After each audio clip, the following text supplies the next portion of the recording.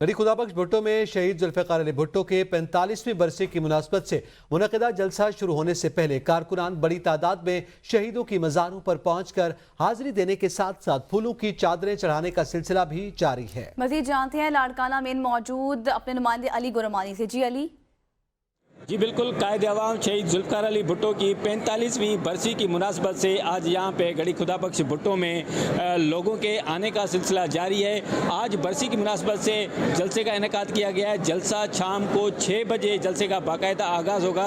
तो उससे पहले यहाँ पे जो भी कारकुनान पहुँच रहे हैं शहीदों की मज़ारों पर हाज़िरी दे रहे हैं और उनके ऊपर फूलों की चादरें चढ़ाई जा रही हैं। तो इस वक्त मैं शहीदों की मज़ारों पर मौजूद हूँ। जो यहाँ पे कारकुनान आ रहे हैं उनसे बातचीत करते हैं कि उनका क्या कहना है। जी आप क्या कहेंगे आज के दिन के हवाले से? लफ्ज़ तो वो नहीं जोड़ सकती मैं, ना वो जज्बात में लेकर आ सकती हूँ जो इन शहीदों ने दिए या बेनज़ीर भुट्टो साहिबा ने दिए, जुल्फ़िकार अली भुट्टो साहब ने दिए। मैं बेनज़ीर भुट्टो साहिबा से, जुल्फ़िकार अली भुट्टो साहब से बेपनाह मोहब्बत करती हूँ। मैं इस पार्टी में 14 साल से हूँ, 13-14 साल मुझे इस पार्टी के अंदर हो गए और मैं इस पार्टी के लिए अनथक मेहनत कर रही हूँ और काम कर रही हूँ। और वो इस वजह से कर रही हूँ कि बेनज़ीर भुट्टो साहिबा एक मिसाल है हम औरतों के लिए, इस पूरी पाकिस्तान के लिए और मुस्लिम दुनिया के लिए। जी, कारकुनान के यहाँ पे पहुँचने का ये सिलसिला शाम देर तक जारी रहेगा और उनके साथ साथ यहाँ पे जो कारकुनान पहुँच रहे हैं उनका ये भी कहना है कि हालिया सुप्रीम कोर्ट का जो फैसला है